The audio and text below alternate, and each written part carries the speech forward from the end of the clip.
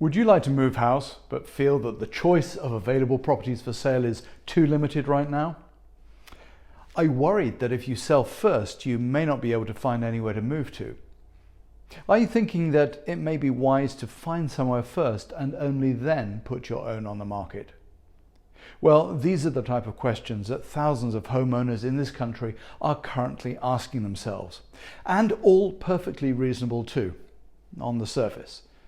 However, there are 5 important reasons as to why you should really put your own property on the market before finding somewhere to move to. Firstly, let's look at the downside of finding a property before you put your own on the market. Let's say you start browsing the portals and do indeed find somewhere that appears to be suitable. How exciting! Could this be the one? So you contact the estate agent for a viewing, and if that agent is doing their job properly, they're bound to ask you what your position is. In other words, as part of their due diligence and duty to their client, they need to establish whether you're in a position to buy.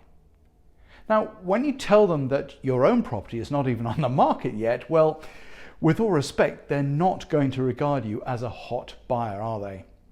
Well, that's a huge disadvantage when you're competing with other buyers who may have nowhere to sell. So if you want to look at that property and then make an offer on it at anything other than the asking price, or possibly more, it's likely that the seller would not accept your offer because you're simply not able to proceed. And they wouldn't want to delay their sale by effectively making the saleability of their own property reliant on the saleability of yours.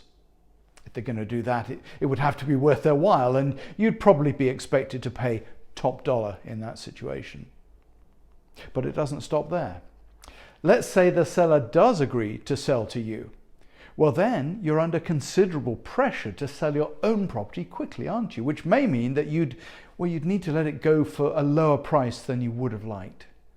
So you end up paying through the nose for your purchase and losing money on your sale. It doesn't stack both ways. Thirdly, as a buyer who's not yet put their property on the market, you'll recall that I said agents would not regard you as a hot buyer.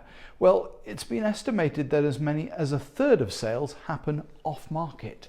These are properties that never make it to the portals because estate agents offer exclusive access to these properties to the hottest buyers before posting them on the portals. Now, this may be why you believe there is not much available.